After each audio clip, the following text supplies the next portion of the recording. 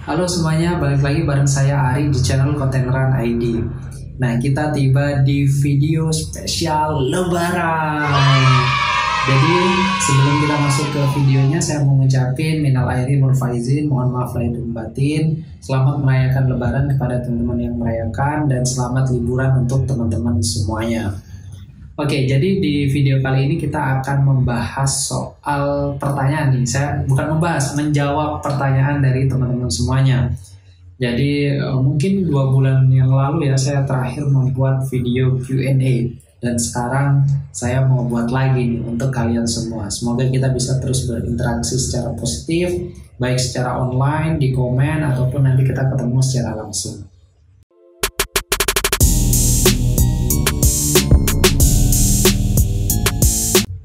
Oke, kita masuk ke pertanyaan pertama ya. Pertanyaan pertama ini dari Mas Ilham Zikri Kurniawan.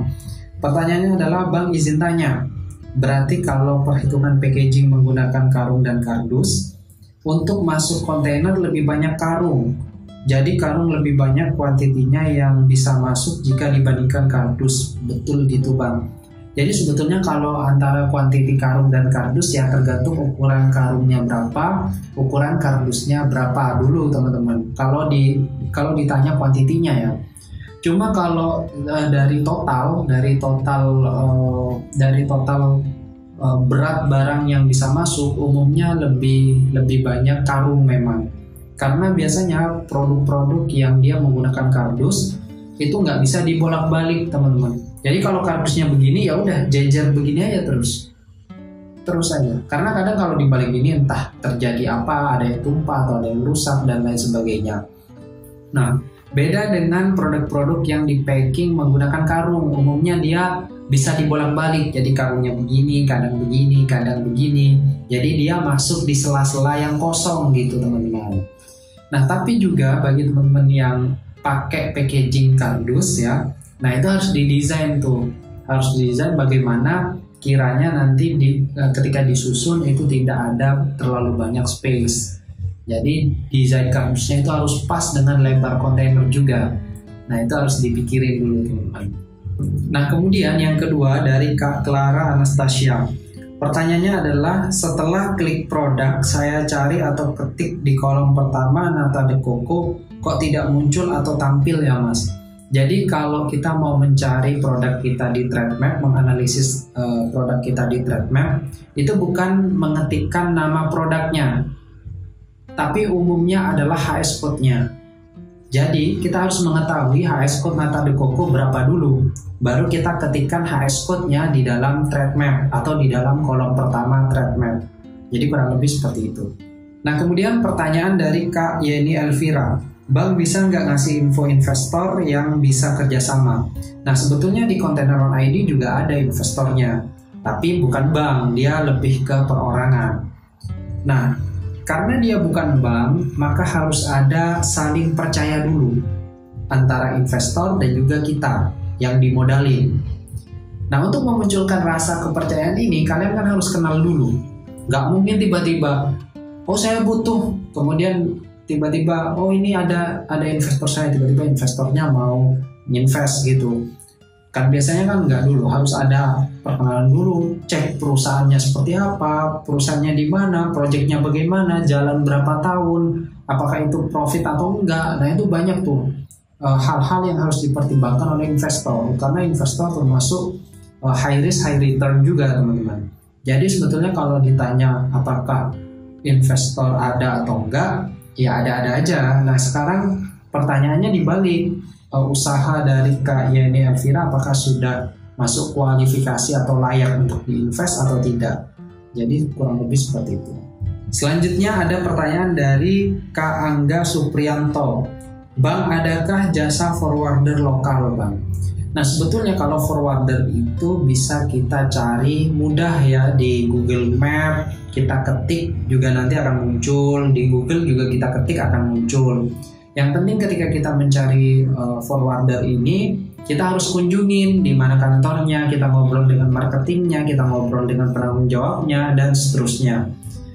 Nah juga di dalam forwarder ini sebetulnya kalau nggak salah ya ada organisasinya namanya Alfi atau Ilfa gitu. Jadi kayak Asosiasi Forwarder Indonesia gitu teman-teman. Jadi kalian bisa cari forwardernya di Alfi atau Ilva, atau pakai metodologi sederhana yaitu di Google Map atau Google. Kemudian kalian bisa hubungi nomor telepon kantor, kalian telepon kantornya, kemudian ajak janjian di kantornya gitu teman-teman. Nah kemudian dari Bang Nirwana Wanan, pertanyaannya adalah, Bang saya minta tolong dong, saya ada cangkang sawit 10.000 ton per bulan. Ini temen suruh jualin, cuma saya belum ada PT, bisa minta tolong kerjasamanya Bang. Jujur aja kalau modelnya seperti ini saya nggak tertarik ya teman-teman, karena bisa aja cangkang sawitnya ini gaib, 10.000 ton ini gaib. Karena saya kurang percaya ya dengan misalkan ada temen, nanti diurus ke temennya, ternyata temennya lagi, diurus ke temennya lagi, ternyata ada temennya lagi, jadi panjang rantai niaganya. Seperti yang populer belakangan ini, kalau kalian tanya misalkan ada pemain wood pellet, ketika ditanya pabriknya di mana, di Lumajang. Satu lagi pabriknya di mana, di Lumajang. Kemudian ya udah ayo kita sama-sama datang ke pabriknya. Wah saya nggak tahu nih pabriknya di mana, saya belum pernah ke sana. Ya kalau kayak gitu mah agak sulit juga ya teman-teman. Jadi kalau untuk 10.000 ton cangkang sawit ini sebaiknya dijual sendiri aja. Jadi kalau kita sudah jadi mediator, teman kita yang punya cangkang sawitnya, yang punya produknya teman kita jadi mediatornya, ya udah kita langsung jualin aja, jangan cari mediator lain. Ke mediator jadi panjang nanti teman-teman. Jadi sebaiknya memang langsung dijual aja. Kemudian pertanyaan dari Kak Krama nih, butuh waktu berapa lama biasanya setelah terdaftar untuk bisa terrekonsiliasi? Jadi sekarang NIB dan juga CISA kepabeanan itu sudah cepat teman-teman, beda dengan dulu. Dulu waktu awal-awal adanya PT Perorangan, rekonsiliasi antara NIB dan CISA itu bisa seminggu atau bahkan lebih. Atau bahkan kita butuh email dulu ke CISA-nya atau ke NIB-nya. Tapi sekarang under 3x24 jam itu sudah terrekonsiliasi biasanya. Jadi sekarang cepat. Harusnya no excuse. Nggak ada big issue kalau kita mau bikin PT Perorangan, karena semuanya sudah terrekonsiliasi dengan smooth, dengan baik. Jadi nggak perlu khawatir untuk saat ini. Jawabannya berapa lama? Kalau saat ini 3x24 jam maksimal biasanya. Ada yang 1x24 jam juga. Saya soalnya tim sering buat NIB yang atas nama PT Perorangan. Kemudian dari Kak Randy Awanda S, pertanyaannya adalah, dokumen fitosanitary dan fumigasi dan lain-lain juga dikirim hard copy-nya bersamaan dengan BL. Nah jawabannya adalah sebetulnya tergantung dari buyer kita. Buyer kita butuh hard copy dokumen apa aja. Nah itu yang kita kirimkan. Kalau saya biasanya yang pertama adalah BL, yang kedua adalah health certificate, kemudian yang ketiga phytosanitary, yang keempat karantina, dan yang kelima adalah COO. Nah ini biasanya dokumen yang saya kirimkan, saya pribadi kirimkan kepada buyer saya. Kalau bayarnya Kak Randy, ya ditanyakan aja kira-kira dokumen yang dibutuhkan hard copy-nya apa aja, agar kami kirim secara hard copy gitu. Kemudian pertanyaan selanjutnya dari KRDC. Di sini pertanyaannya adalah, Bang saran Bang di dokumen ini ya, dokumen untuk ekspor pinang apa saja yang harus dilengkapi. Jadi sebetulnya kalau syarat atau dokumen untuk pinang, kalian bisa riset secara mandiri ya, baik di INSW dan juga di platform-platform lain. Selain itu juga kalian harus memperhatikan dokumen yang diminta oleh buyer kita. Nah dokumen yang diminta oleh buyer kita ini, ketika negosiasi baru ketahuan dokumennya apa aja, kita sanggup atau enggak untuk memenuhi dokumen tersebut.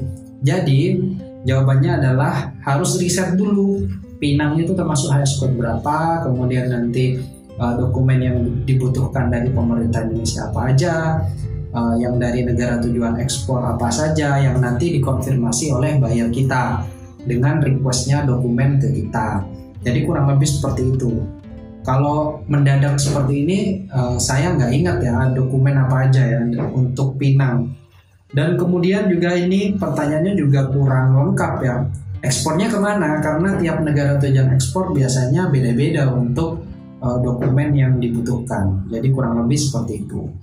Semoga bermanfaat, dan teman-teman kalau memang ada pertanyaan kalian bisa tulis di kolom komentar, nanti saya akan jawab seperti ini, atau saya akan jawab langsung di kolom komentar. Jadi terima kasih banyak sudah nonton video ini. Jangan lupa subscribe ya, meskipun saya jarang ngingetin. Jangan lupa follow IG kita juga di contentrun.id dan juga TikTok kita di contentrun.id. Sampai jumpa di video berikutnya. Terima kasih. Bye.